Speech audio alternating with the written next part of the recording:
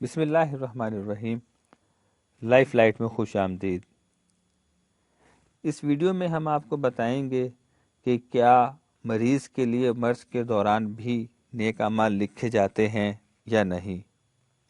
اس سلسلے میں احادیث مبارکہ اور صحابہ کرام رضوان اللہ علیہم اجمعین، اولیاء کرام اور علماء کرام کے ارشادات بھی بیان کریں گے۔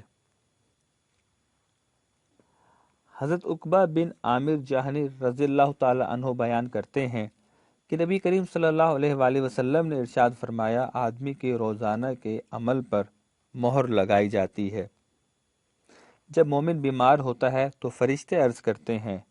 کہ اے پروردگار، آپ کے فلاں بندے کو بیماری نے عمل سے روک دیا ہے۔ رب تعالی ارشاد فرماتے ہیں، اس کے صحیح ہونے تک یا اس کی موت تک اس کے لیے ویسے عمل لکھتے رہو جیسے یہ صحت میں کرتا تھا۔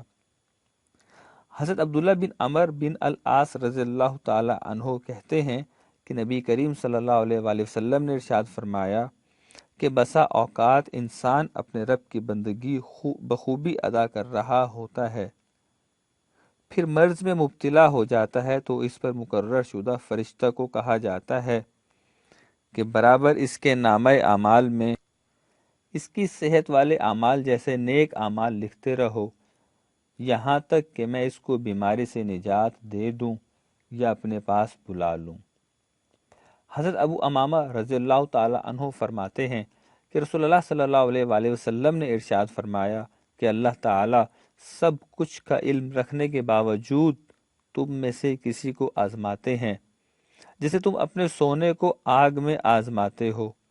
کوئی تو اس آزمائش میں سے کھرے سونے کی طرح نکلتا ہے، یہ وہ ہے جو اللہ تعالیٰ کی جانب سے گناہوں سے نجات یافتہ ہے۔ جو کم درجہ کے خالص سونے کی طرح نکلتا ہے تو یہ وہ ہے جو کچھ شک کا شکار رہتا ہے، اور جو کالے سونے کی طرح نکلتا ہے وہ ہے جو فتنہ میں مبتلا ہوا۔ مطلب یہ کہ بیماری ایک امتحان ہے، کوئی اس میں اعلیٰ درجے کی کامیابی حاصل کرتا ہے، کوئی کم درجہ کی، اور کوئی ناکام بھی ہوتا ہے، اور اس امتحان میں کامیابی کی کسوٹی کا صبر، توکل، اعتماد اور حسن ظن باللہ ہے، جیسا کہ دیگر احادیث میں بھی موجود ہے۔ ایک بار نبی کریم صلی اللہ علیہ وآلہ وسلم مسکرائے تو صحابہ نے عرض کیا، یا رسول اللہ صلی اللہ علیہ وآلہ وسلم، آپ کس وجہ سے مسکرائے؟ آپ صلی اللہ علیہ وآلہ وسلم نے ارشاد فرمایا، مومن کے حال پر تعجب ہے کہ وہ تھوڑی سی پریشانی اور بیماری کی وجہ سے جزا اور فضا کرتا ہے۔ اگر یہ مومن جان لے کہ اس بیماری کی وجہ سے اس کو کتنا اجر اور ثواب مل رہا ہے تو اس بات کو پسند کرے گا کہ میں بیمار ہی رہوں اور اسی حالت میں اپنے پروردگار سے جا ملوں۔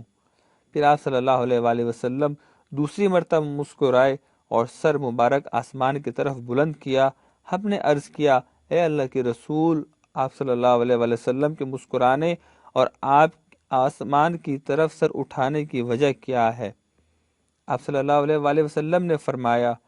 ان دو فرشتوں پر تعجب ہے جو آسمان سے نازل ہوتے ہیں اور مومن بندہ کو اس کی جائے نماز میں تلاش کرتے ہیں، جہاں وہ نماز پڑھتا ہے اسے وہاں نہیں پاتے، تو بارگاہ اقدس میں پیش ہوتے ہیں اور عرض کرتے ہیں، اے ہمارے پروردگار، ہم آپ کے فلاں بندہ کے دن اور رات میں عمل لکھتے تھے، پھر ہم نے اس کو اس حال میں پایا کہ آپ نے اس کو اپنی رسیوں میں جکڑ رکھا ہے، وہ کوئی عمل نہیں کر سکتا،